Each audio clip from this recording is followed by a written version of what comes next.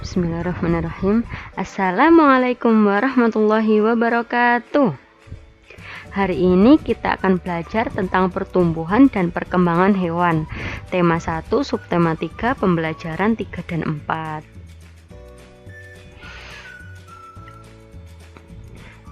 4. Sebelum belajar, jangan lupa sarapan, cuci tangan, sholat duha. Sudah sholat duha atau belum? Ayo.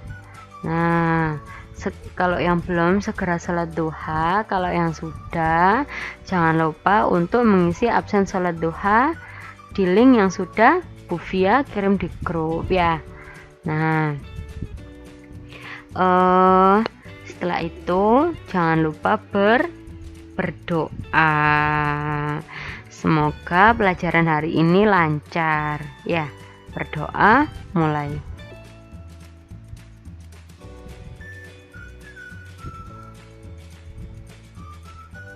Selesai. Nah, kita kemarin sudah belajar tentang apa kemarin? Ayo diingat-ingat. Kemarin kita belajar tentang apa ya? Perkalian. Iya. Terus setelah itu belajar tentang apa lagi? Metamorfosis, kupu-kupu, dan apa kemarin? Kata. Sekarang kita belajar tentang pertumbuhan lebah. Lebah itu apa ya? Hewan yang gimana ya lebah itu? Ada yang tahu? Lebah itu hewan yang menghasilkan madu. Ayo, apa? Yang gimana? Iya, kalau bahasa Jawanya namanya tawon. Nah, itu lebah ya.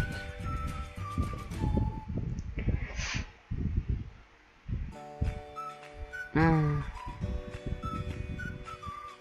lebah termasuk serangga yang memiliki metamorfosis sempurna dalam daur hidupnya.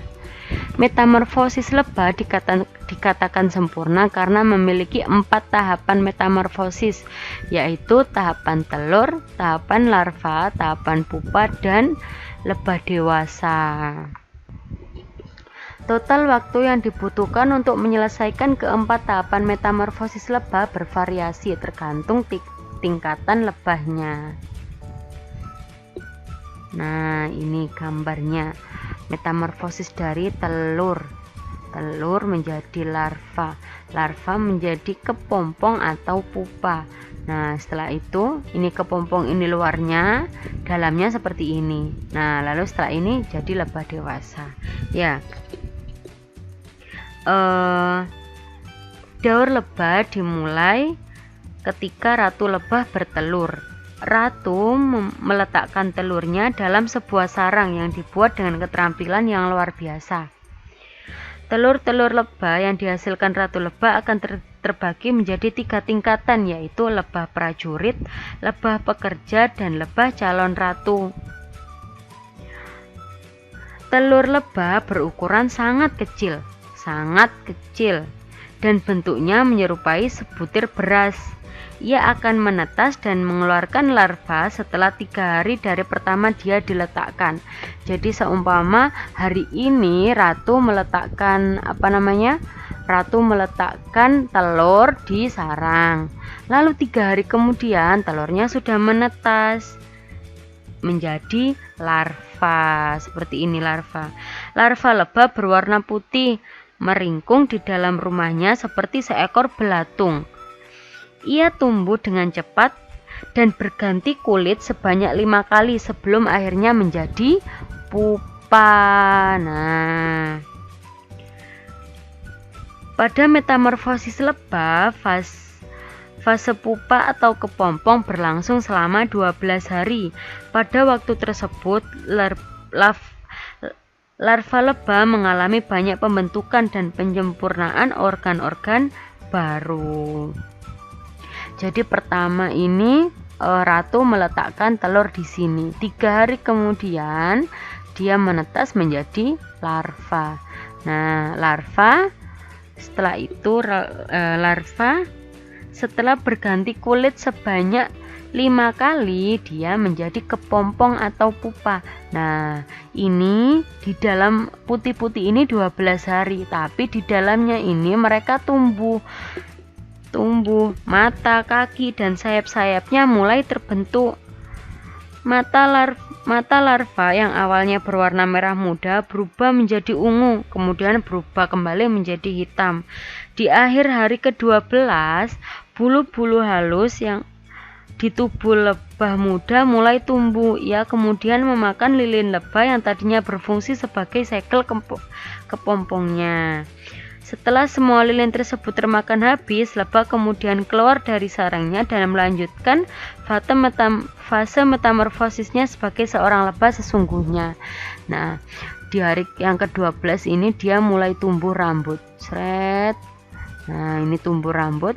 Setelah itu rambutnya tadi bisa menghancurkan atau memakan ini putih-putih di luar ini. Nah, setelah itu yang putih-putih sudah hilang semua. Nah, dia sudah jadi lebah dewasa.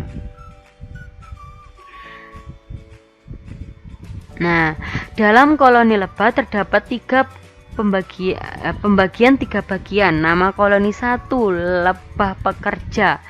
Tugasnya yaitu membuat sarang dan mencari makan. Waktu metamorfosisnya 21 hari. Nah, membuat sarang dan mencari makan ya. Kalau prajurit, lebah prajurit menjaga keamanan sarang. Nah, waktu metamorfosisnya 24 hari. Sedangkan lebah ratu yaitu melakukan reproduksi. Waktu metamorfosisnya 16 hari. Lebah ratu dalam hal ini adalah modal utama sekumpulan lebah untuk melanjutkan keturunannya. Oleh karena itu, para lebah pekerja dan lebah prajurit akan berusaha sekuat tenaga untuk menjaga ratunya agar tidak sampai mati. Nah, ada tugas, ayo, ada tugas. Dikerjakan, dibuka halaman 58, dikerjakan Romawi 1 dan 2. Romawi 1 itu yang soalnya mengapa lebah dikatakan mengalami metamorfosis sempurna dan lain-lain. Ya, Romawi 2 susunlah kata-kata menjadi kalimat yang benar. Ini dikerjakan di buku LKS, kalau nggak cukup boleh ditulis di buku tulis. Nah, selanjutnya ada tugas lagi. Dibuka halaman 58 dengan 59. Tadi 58 yang atas itu yang tentang lebah. Yang bawah itu matematika. Yuk dikerjakan. Nomor 1, terdapat 7 ember. Setiap ember berisi 510 liter air. Berapa liter air sesungguhnya? Nah, berapa ya? Terus yang nomor 2 yang di halaman 59. Dikerjakan ya 1 sampai 5, nomor 1 sampai 5. Selanjutnya kita belajar tentang pertumbuhan dan perkembangan kecoa. Kecoa, ada yang tahu kecoa itu yang gimana sih? Kecoa itu yang banyak yang nggak berani sama kecoa, ya. Nah, kecoa merupakan serangga yang memiliki bentuk oval dan pipi. Nah, ini loh gambar kecoa.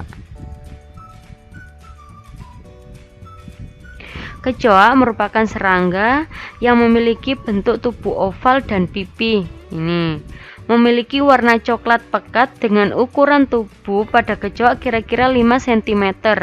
Meskipun kecoa memiliki ukuran yang tidak terlalu besar, tetapi termasuk jenis serangga yang menakutkan dan menjijikkan. Kecoa memiliki siklus hidup atau metamorfosa yang tidak sempurna karena hanya terdapat 3 fase saja. Apa bedanya sama yang tadi? Lebah itu apa bedanya? Kalau yang lebah itu sempurna karena dia terdapat 4 fase, sedangkan kalau kecoa dia tidak sempurna karena hanya 3 fase. Fase pertama yaitu telur. Telur kecoa berbentuk seperti kapsul dengan ukuran yang kecil dan berwarna coklat pekat. Ini, kecoa biasanya bertelur pada daerah kumuh atau sampah atau bahkan di tempat yang tidak layak dikunjungi orang karena akan lebih aman. Berbeda dengan daur hidup kupu-kupu yang jauh dari tempat kotor. Nah, Telur kecoa memiliki cangkang yang keras dan tidak mudah pecah, dengan memiliki semacam cairan tertentu yang melekat pada tempat telur tersebut. Nah, setelah telur menetas, kemudian akan menjadi nimfa atau bayi kecoa. Ini, nimfa itu yang ini gambarnya. Ini. Bayi kecoa ini sangat kecil dan berwarna putih seperti kutu beras. Nimfa sudah bisa bergerak bebas dan kemudian lambat laun mengalami perubahan warna menjadi coklat. Pada fase ini, kecoa masih sangat rentan dan belum memiliki sayap.